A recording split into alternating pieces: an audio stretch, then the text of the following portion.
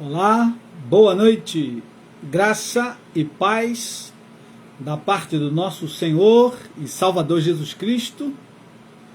Quero louvar a Deus pela tua vida, pela minha vida. Quero louvar a Deus por mais um dia de vida que Ele nos concede. E é bom estarmos aqui mais uma vez para compartilharmos da bendita e santa palavra de Deus.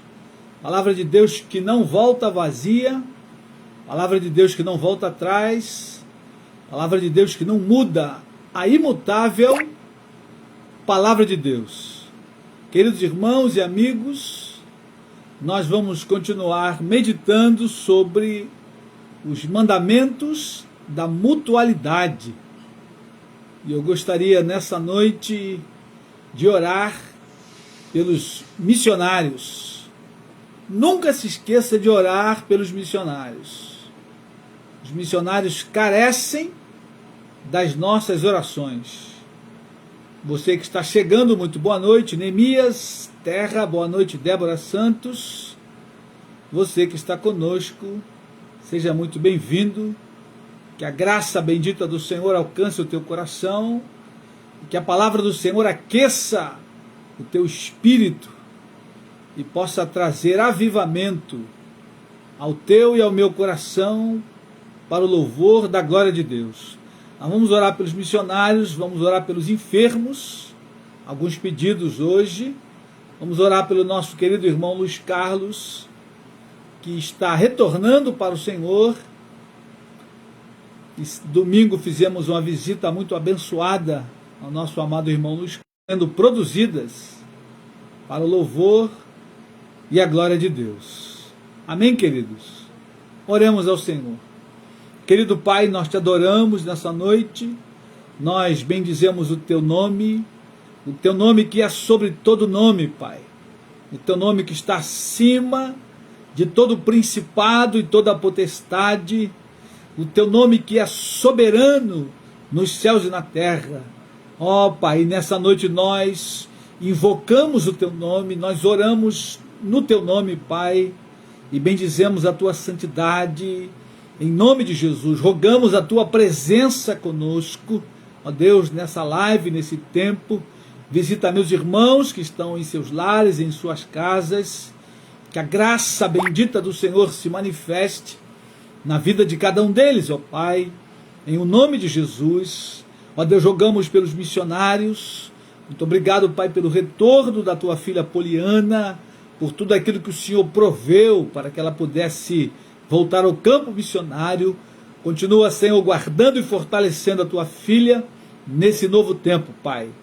Que o Senhor possa usá-la para fazer discípulos naquela cidade tão tenebrosa, naquele país tão obscuro, Pai. Que o Senhor possa usá-la, usar toda aquela equipe, Celso e Heloísa, ó Deus, usar o Guilherme, a Leila, e cada um dos obreiros e missionários naquele país, Senhor, que a tua mão poderosa esteja sobre eles.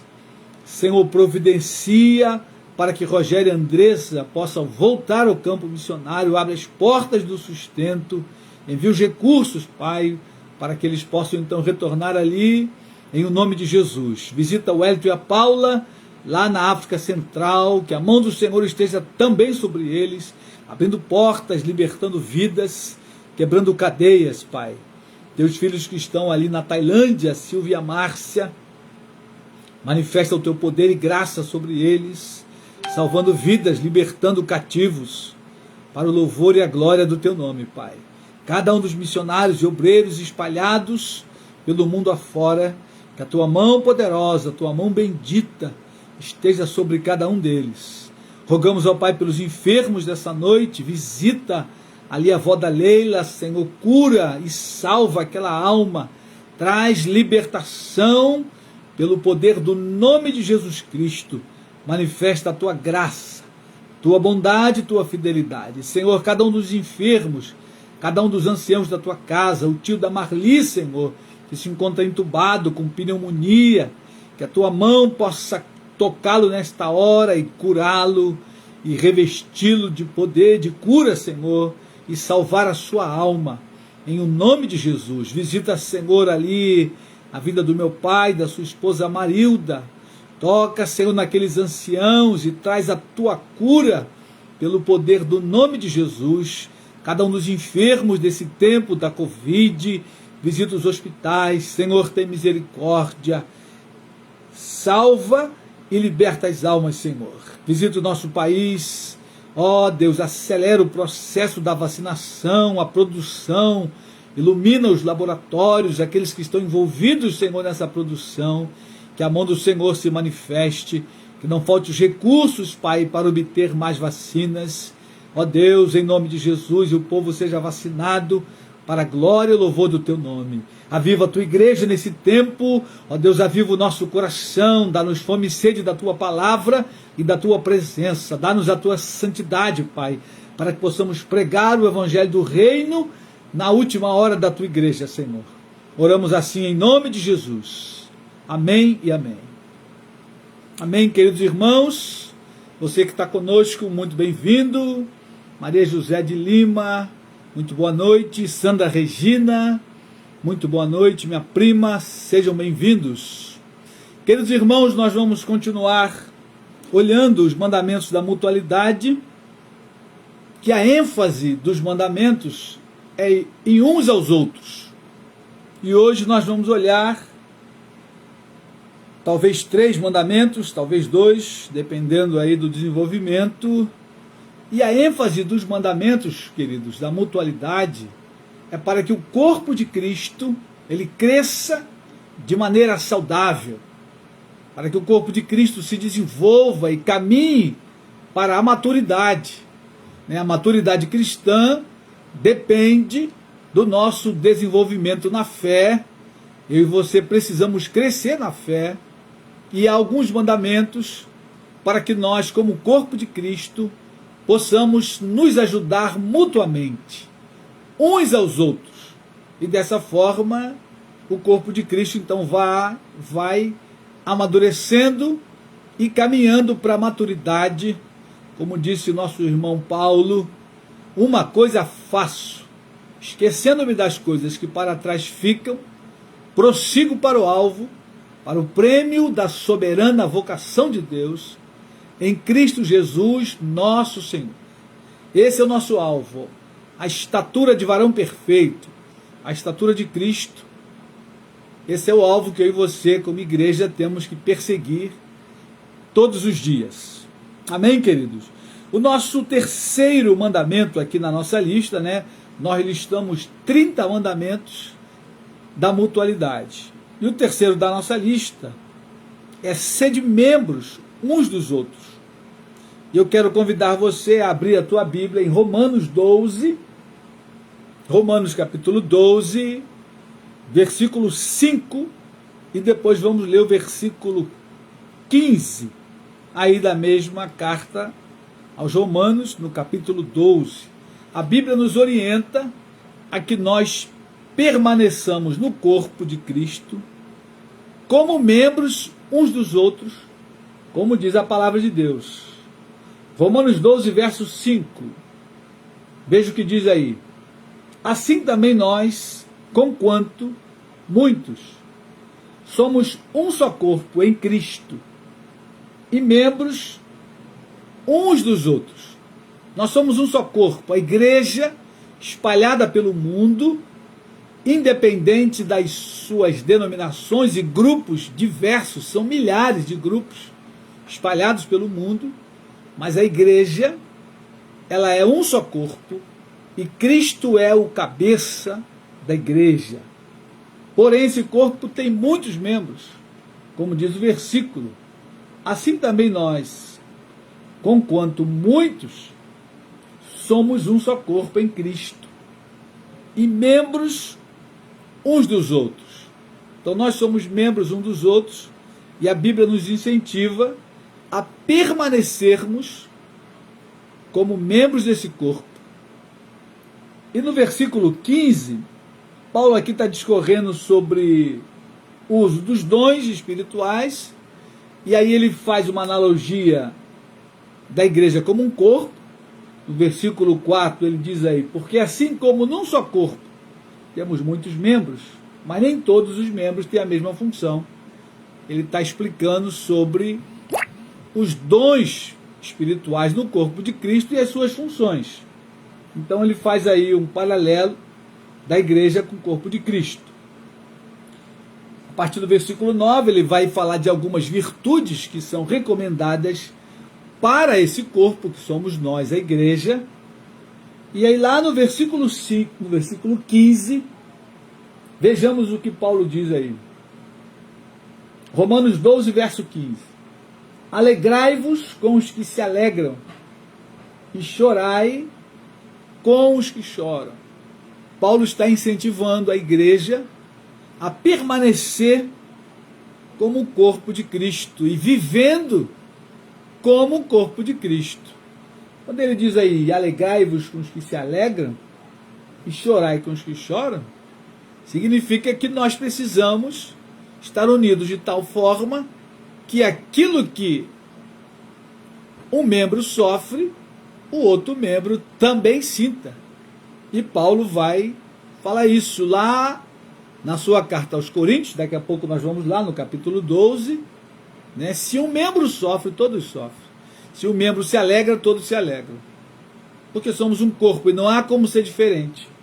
E aqui Paulo está estimulando a igreja, lá em Roma, a se alegrar com os que se alegram e chorar com os que choram. Isso é ser membros do corpo de Cristo. Então eu e você precisamos ser membros desse corpo. Essa questão de ir à igreja somente aos domingos, isso em tempos normais, né? Agora em tempos de pandemia, a gente entende, algumas igrejas já retornaram, apenas um culto aos domingos, outras já estão funcionando de maneira normal, mas fora de pandemia, queridos, não existe essa de você ir só aos domingos à igreja, assistir ali a reunião, ir embora, não falar com ninguém, não conversar com ninguém, não interagir com o corpo de Cristo. Isso não é ser membro do corpo, porque os membros estão ligados e interligados uns aos outros. E nessa carta aos Romanos e também na carta aos Coríntios, Paulo está reforçando essa ideia de que nós somos um só corpo. Estamos ligados uns aos outros, né, e interligados. Ou seja, o membro que não está ligado diretamente, ele está ligado ao outro indiretamente. E aí, como exemplo, o pé e a cabeça, né? O pé está ligado diretamente à perna, mas a perna está ligada ao tronco e o tronco está ligado à cabeça. Então, o membro que não está ligado diretamente ao outro, ele está indiretamente, ou seja, ele está interligado, de maneira que não há como você dizer que vai viver a sua vida sozinho e que ninguém tem nada a ver com a sua vida. Isso não existe no corpo de Cristo. Se você de fato faz parte do corpo de Cristo, você tem tudo a ver comigo e eu tenho tudo a ver com você. E não existe crente isolado no corpo. Porque se você foi batizado no corpo, você está ligado ao seu irmão. Vamos dar uma olhada lá em Coríntios? 1 Coríntios 12. 1 Coríntios 12, a partir do versículo 12. Paulo vai falar da unidade orgânica da igreja. Nós estamos unidos organicamente. Assim como a minha mão está ligada ao braço e não existe uma mão andando sozinha por aí. Você jamais viu uma mão ou um pé andando sozinho. Você vê as pessoas com todo o seu corpo andando. Alguns perderam, né, uma parte do corpo, mas a parte que se perdeu, mas o corpo continua na sua unidade. 1 Coríntios 12, verso 12. Veja o que diz aí. Porque assim como o corpo é um e tem muitos membros, e todos os membros, sendo muitos, constituem um só corpo, assim também com respeito a Cristo. Pois em um só Espírito Todos nós fomos batizados em um corpo, quer judeus, quer gregos, quer escravos, quer livres, e a todos nós foi dado beber de um só Espírito, porque também um corpo não é um só membro, mas muitos. Se disser o pé, porque não sou mão, não sou do corpo, nem por isso deixa de ser do corpo. Se o ouvido disser, porque não sou olho, não sou do corpo, nem por isso deixa de o ser. Se todo o corpo fosse olho, onde estaria o ouvido? E se todo fosse ouvido, onde o olfato? Mas Deus dispôs os membros, colocando cada um deles no corpo, como lhe aprouve. Se todos, porém, fossem um só membro, onde estaria o corpo? O certo é que há muitos membros, mas um só corpo. Não podem os olhos dizer à mão, não precisamos de ti, nem ainda a cabeça aos pés, não preciso de vós. Pelo contrário, os membros do corpo que parecem ser mais fracos são necessários, e os que nos parecem menos dignos no corpo, a este damos muito maior honra. Também os que em nós não são decorosos, revestimos de especial honra, mas os nossos membros nobres não têm necessidade disso. Contudo, Deus coordenou o corpo, concedendo muito mais honra àquilo que menos tinha, para que não haja divisão no corpo. Pelo contrário, cooperem os membros com igual cuidado em favor um dos outros, de maneira que se um membro sofre, todos sofrem com ele, e se um deles é honrado, com ele todos se regozijam.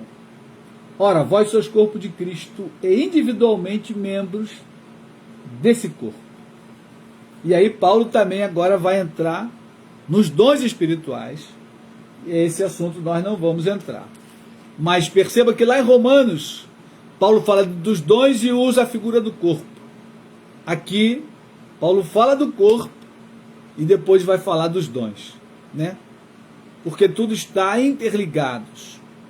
Queridos, quando olhamos para esse texto de Coríntios, né, que ele está muito mais amplo aqui na sua explicação do que lá em Romanos, né? Romanos ele fala de maneira pormenorizada.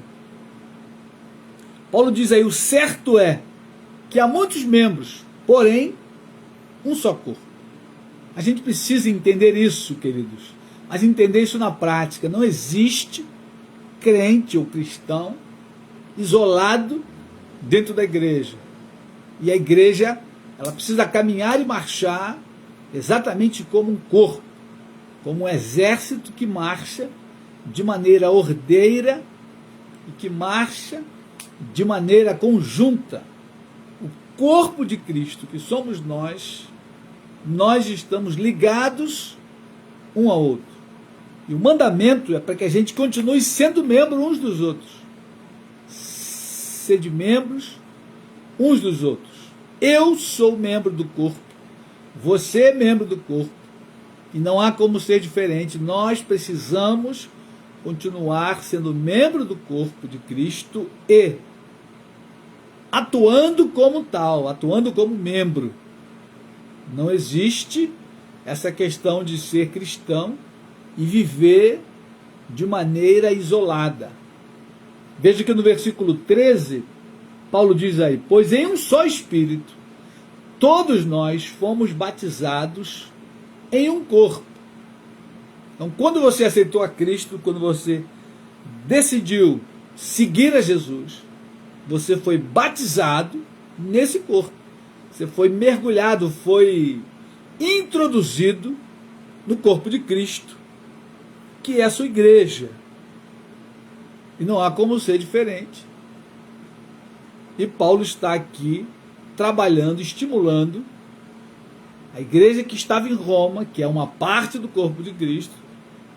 O corpo de Cristo é a igreja no mundo, que está espalhada por cada país, em cada estado, em cada município e em cada bairro. Porém, continuamos sendo o corpo de Cristo. E no corpo de Cristo, quando nos reunimos, em locais, nós, por exemplo, pertencemos ao corpo de Cristo, que se reúne ali na rua Zacarias, no canal do Anil.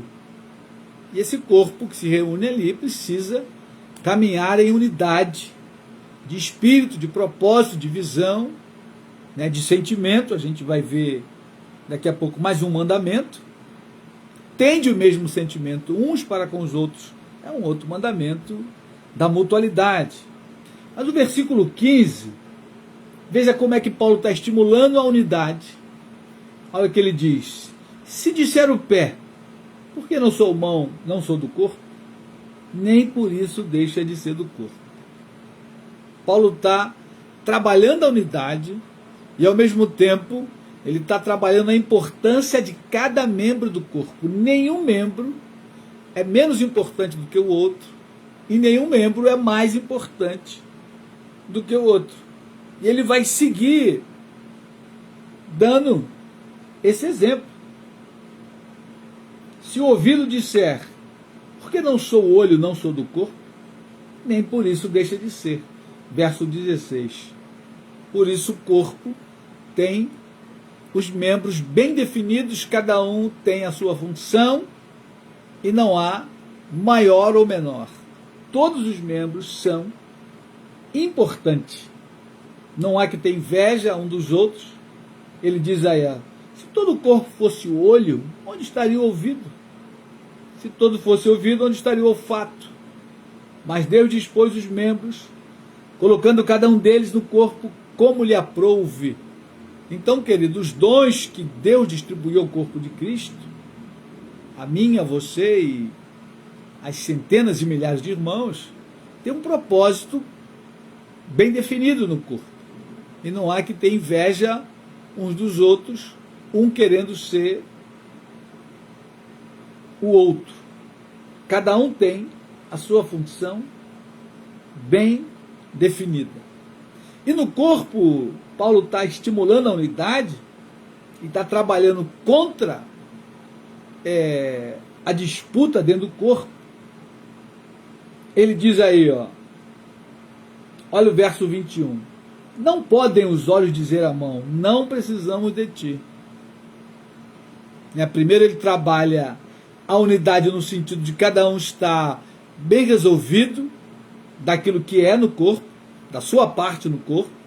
Depois ele trabalha a unidade no sentido inverso, de que nenhum membro pode desprezar o outro, achando que aquele outro membro não tem valor ou não tem uma função brilhante, porque todos os membros têm uma função importante. Versículo 21 novamente. Não podem os olhos dizer à mão, não precisamos de ti, nem ainda a cabeça aos pés, não preciso de vós. Pelo contrário, os membros do corpo que parecem ser mais fracos são necessários. Então, querido irmão, querida irmã, não tem que desprezar ninguém no corpo. Cada um tem uma idade espiritual, uns nasceram há pouco tempo, são bebês em Cristo, outros são infantis em Cristo, outros adolescentes, outros jovens, cada um no seu tempo, no seu estágio, e todos têm a mesma importância diante de Deus. Cada um tem uma função, cada um tem um trabalho, e lógico, cada função, cada trabalho tem um peso. O próprio Jesus disse, aquele a quem é muito dado, muito é requerido. Isso é para que exatamente não haja essa disparidade no corpo de Cristo. Paulo então está trabalhando essa questão da unidade no corpo, para que o corpo seja estabelecido e possa crescer de maneira saudável, caminhar juntos para a maturidade. Se eu fui salvo, se eu recebi o Espírito Santo, eu fui mergulhado no corpo de Cristo. Como diz o versículo 13, pois em um só Espírito, todos nós fomos batizados em um corpo. Quer judeus, quer gregos, quer escravos, quer livres. E a todos nós foi dado beber de um só Espírito. Ora, se eu não me converti, se eu não recebi o Espírito Santo, aí eu estou fora do corpo. Como diz Paulo em Romanos 8, verso 9, diz o seguinte: vós, porém, não estáis na carne, mas no Espírito. Se de fato o Espírito Santo de Deus habita em vós. E se alguém não tem o Espírito de Cristo, esse tal não é dele.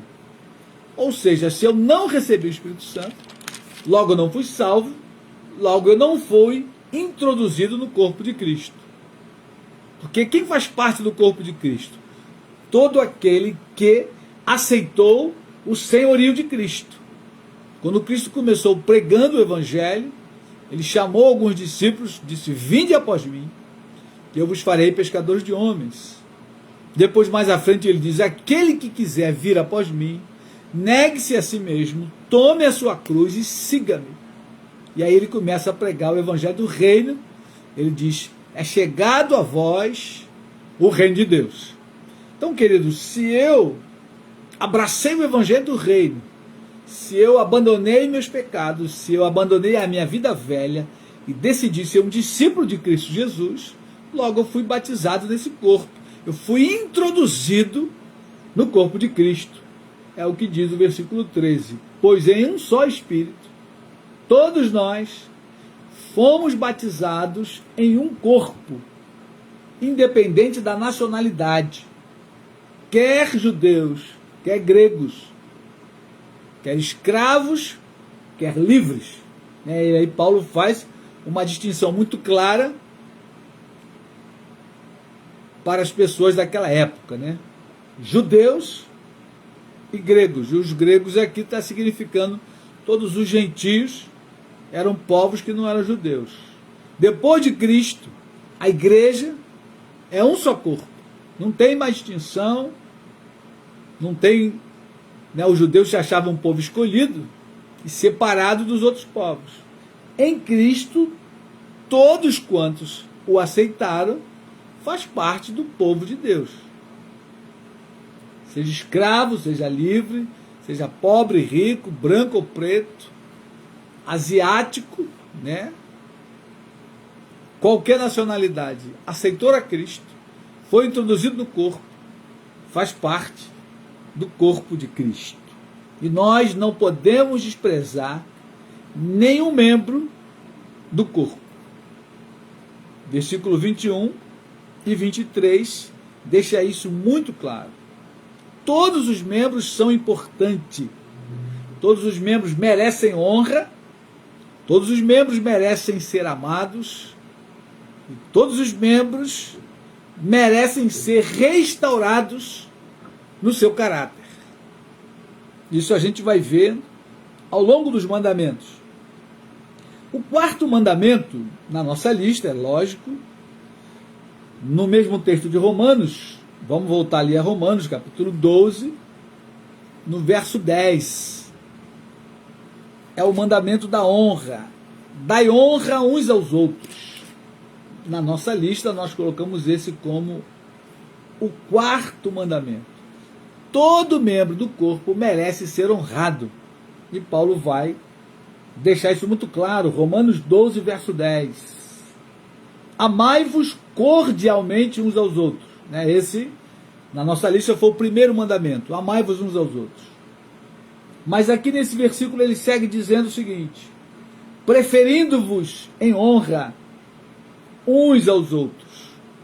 Ou seja, eu preciso honrar o meu irmão, preferindo-vos em honra uns aos outros. E aí, queridos, eu quero olhar com vocês essa palavra honra, né, o significado dela. Palavra timé, lá no grego, no original, significa uma valorização, um preço, um valor. Nós temos um preço. E Pedro diz na sua carta que nós fomos comprados por um alto preço. Não foi um sangue de bode, nem de carneiro, nem de touro. Nós fomos comprados pelo sangue de Cristo. E Cristo pagou um alto preço. Queridos irmãos, Cristo pagou um alto preço para que eu e você fôssemos salvos. E uma vez salvos, fomos introduzidos no corpo de Cristo. E como somos membros desse corpo, nós temos o mandamento para honrar os membros do corpo. Ou seja, dar valor ao meu irmão, porque meu irmão tem um preço. Preferindo-vos em honra uns aos outros. Ah, queridos irmãos, vamos olhar Romanos 13, verso 7. É um outro versículo que vai falar sobre a honra. Romanos 13, aí próxima página, versículo 7, olha o que Paulo diz aí.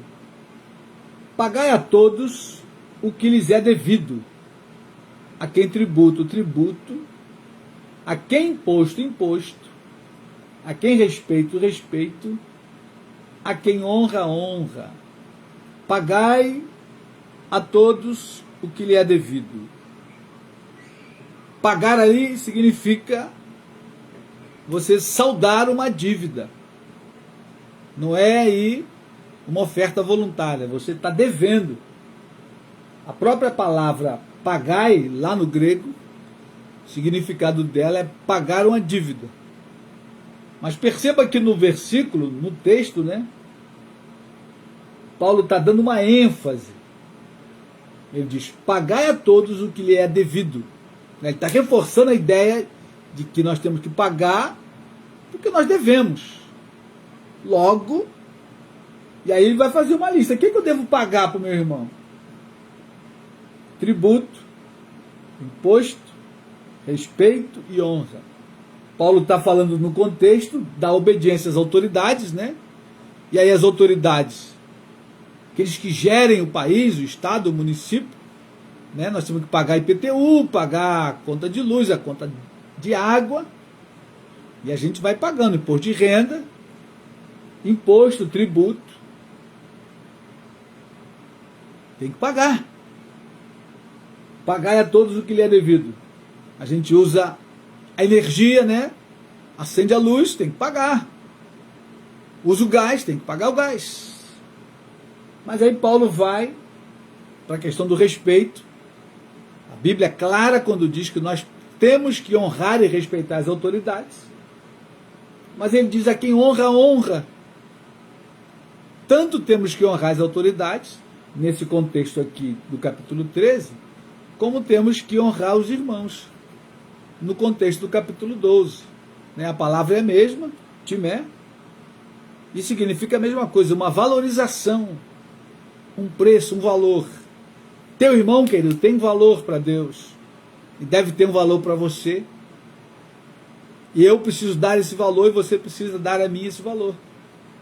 Então, no trabalho do corpo, para que o corpo cresça e desenvolva, a gente precisa honrar os irmãos.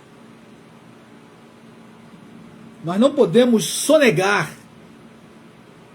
a honra aos irmãos. Assim como não podemos sonegar o imposto de renda, que o leão vem, né, e traz uma multa severa. E muita gente até presa quando sonega imposto de renda. E aí fiquei pensando nessa questão de sonegar. Não podemos sonegar, queridos, a honra aos irmãos, não podemos sonegar o amor aos irmãos, porque nós devemos. E olha o que Paulo diz aí no versículo 8. A ninguém devais, a ninguém fiqueis devendo coisa alguma, exceto o amor, com que vos ameis uns aos outros, pois quem ama o próximo tem cumprido a lei. Eu fiquei pensando, tem que pagar o amor, mas eu vou dever o amor. A ninguém ficais devendo coisa alguma, exceto o amor. Porque o amor, querido, é algo tão supremo, tão sublime, que a gente nunca vai conseguir pagar na conta certa. Por isso que Paulo diz aí, a ninguém devais coisa alguma, exceto o amor. Porque o amor, por mais que eu ame meu irmão, ainda vou ficar devendo. Porque o amor de Deus foi muito maior por nós, e deu a vida dele por nós, por mim e por você, quando ele foi lá na cruz e pagou um alto preço, pagou a minha dívida com Deus, pagou a sua dívida com Deus. Nós tínhamos uma dívida impagável para com Deus, Mas Cristo, na sua graça bendita, no seu sublime amor, deu a vida dele por nós, ou seja, ele pagou a nossa dívida. Paulo vai dizer isso lá aos Coríntios. Ele rasgou o escrito de dívida. A anotação de dívida que era nossa, ele pediu, pagou e rasgou. Então, queridos, nós não podemos sonegar nada aos irmãos. Não podemos sonegar a honra. Eu preciso mostrar uma apreciação genuína e admiração pelos meus irmãos, colocando ele em primeiro lugar.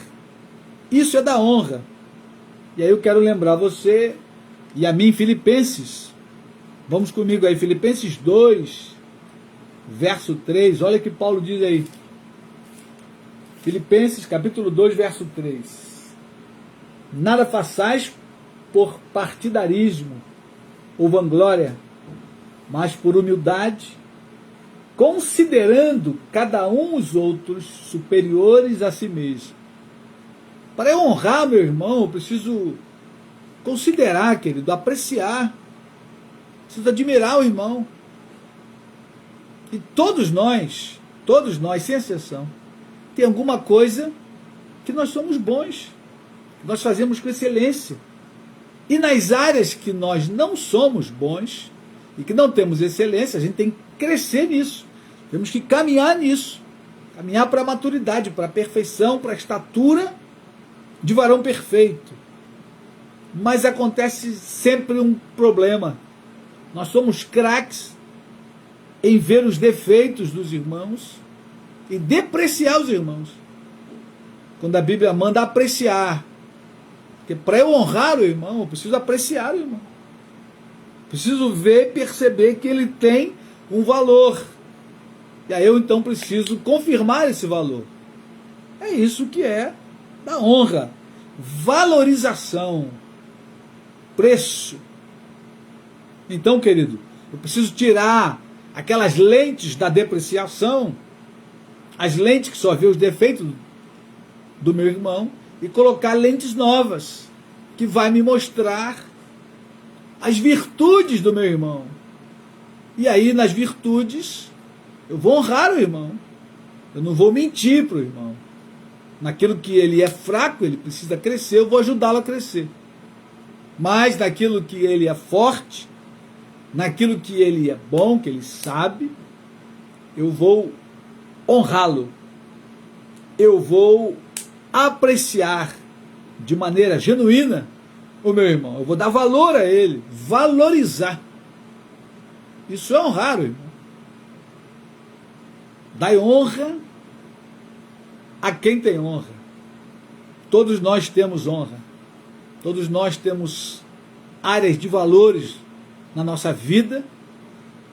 Aquela história da raposa, né? Ninguém me ama, ninguém me quer. Aquela história do diabo. Cristo nos ama, nós nos amamos e temos um valor para Deus inestimável. Deus amou o mundo de tal maneira que deu o seu próprio filho para morrer por mim e por você. Então, ora, veja que valor é o meu e o teu.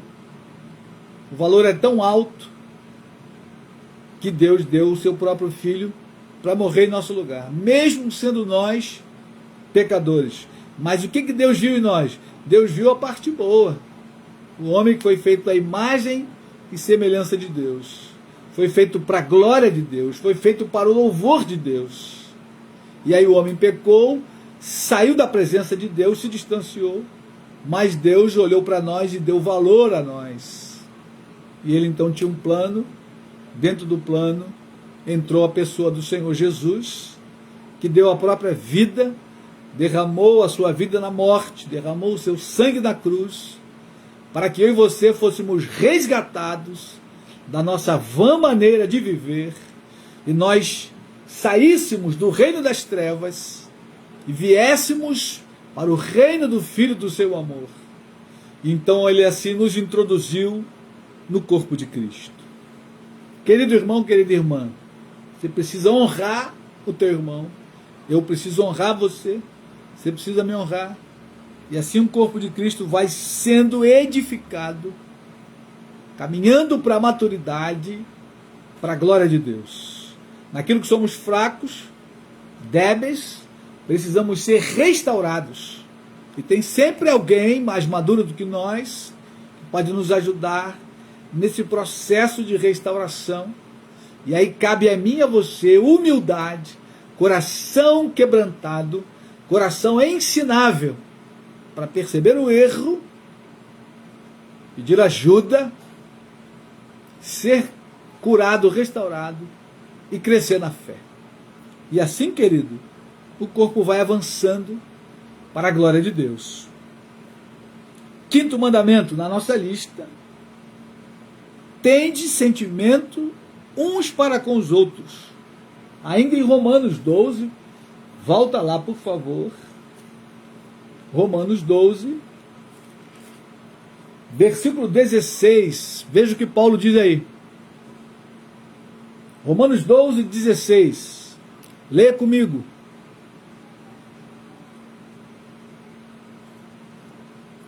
Tende o mesmo sentimento uns para com os outros. Em lugar de seres orgulhosos, condescendei com o que é humilde. Não sejais sóbrios aos vossos próprios olhos. Muito bem, o mandamento é: tende sentimento uns para com os outros. E aí surge uma pergunta: qual o sentimento? Aí a gente tem que olhar para o texto e para o contexto. O contexto ali, queridos, é muito claro. Eu quero olhar com você também o verbo, né? Sentimento ali é o verbo fronel, é ter compreensão, pensar. E algumas vezes a Bíblia, né, coloca a questão do pensamento como sentimento. Então, quando Paulo diz aí, tende o mesmo sentimento, nós podemos olhar e traduzir: tende o mesmo pensamento de uns para com os outros. Qual o tipo de pensamento? Se você for lá a Bíblia King James, está lá: vivei em concórdia entre vós. Ou seja, vivei de maneira em concordância. Em que? E aí o contexto vai mostrar. Olha o que o versículo diz: não sejais orgulhosos, mas acomodai-vos ao que é humilde. Não sejais sábios aos vossos próprios olhos. Agora aqui na tradução, revista e corrigida. Então, querido, o contexto é humildade e orgulho. Nosso sentimento uns para com os outros deve ser de humildade. Não sejais sábios aos vossos próprios olhos. Acomodai-vos ao que é humilde. Ou seja, eu preciso ter para com meu irmão para comigo, o mesmo sentimento de humildade. Eu não posso querer ser mais que o irmão, e o irmão não pode querer ser mais do que eu. Dessa maneira, nós vamos caminhar então em unidade uns com os outros. Eu e você comigo. A minha postura deve ser de humildade. A postura do meu irmão deve ser de humildade. Ninguém sabe mais que ninguém no corpo de Cristo. No corpo de Cristo há irmãos mais maduros, porque começaram na caminhada primeiro. E aí, logicamente, é mais maduro do que o outro. Mas isso não significa nada, porque todos nós temos o mesmo valor para Deus. Cristo derramou o mesmo sangue para todos nós. Então, querido, isso é o mandamento. Ter o mesmo sentimento de humildade uns para com os outros. Isso vai, assim, ser algo terapêutico no meio da igreja, porque vai derrubar a soberba, vai derrubar aquele desejo de querer ser melhor ou ser maior. O sentimento de humildade uns para com os outros é um tremendo remédio no corpo de Cristo contra as investidas do diabo para querer dividir o corpo de Cristo. Se nós andarmos nesse mesmo sentimento, caminharemos em unidade. Devemos pensar a mesma coisa, ter a mesma compreensão sobre a humildade, uns para com os outros. E aí a gente começa a pensar, queridos, se nós andarmos cumprindo os mandamentos, né, o ambiente ele vai ficar tão tranquilo, o ambiente vai ficar tão maravilhoso, que as pessoas vão querer estar entre nós. Vai ser como um imã atraindo as pessoas para o corpo de Cristo, para a igreja, que vai ser algo glorioso, um lugar onde as pessoas são extremamente humildes umas com as outras, um lugar em que as pessoas se amam umas às outras, um lugar onde as pessoas dão honra umas às outras, e vai por aí afora, né? São 30 os mandamentos, um lugar onde as pessoas são humildes umas com as outras, onde elas não julgam umas às outras, né? No próximo encontro nós vamos falar, não julgueis uns aos outros, e vai por aí afora. Então, queridos, nós precisamos orar e trabalhar de maneira efetiva para cumprir os mandamentos que o Senhor Jesus deixou para nós, como igreja, como corpo de Cristo. Eu preciso ir para a cruz todos os dias, você precisa ir para a cruz todos os dias, e temos que lutar contra o velho homem, que muitas das vezes quer tomar uma postura de soberba, quer tomar uma postura de arrogância, quer ficar irado, iracundo, quer deixar o ódio entrar em vez do amor. Mas eu e você, como membros desse corpo, temos que todos os dias e a cada dia trabalhar para andarmos nos mandamentos da palavra de Deus. Os mandamentos da mutualidade foram instituídos por Cristo para que a igreja seja edificada na fé, para que ela vá crescendo como uma árvore frondosa plantada à beira do rio, que no devido tempo dá o seu fruto, cujas folhagens não murcha e não cai, para o louvor da glória de Deus. Amém? Querido irmão, querido irmão, quero desafiar você a se debruçar sobre os mandamentos e seguir a risca e olhar para dentro de si, fazer autoavaliação. Será que eu estou honrando meu irmão? Será que eu estou tendo o sentimento de humildade para com meu irmão? Não espere que ele tenha por você. Saia na frente. Seja proativo. Ame o seu irmão. Sinta desejo de ser membro, de ser corpo, de estar ligado com o seu irmão. Ser de membros uns dos outros. Chore com ele quando ele estiver no choro e se alegre quando ele estiver alegre. Não fique triste com a alegria do teu irmão. Fique alegre. Se ele receber uma promoção, se alegre, né? Se ele receber um prêmio, se alegre. Se ele perder um ente querido, chore com teu irmão. Chorai com os que choram e alegrai-vos com os que se alegram. Isso é ser membro do corpo de Cristo. Amém?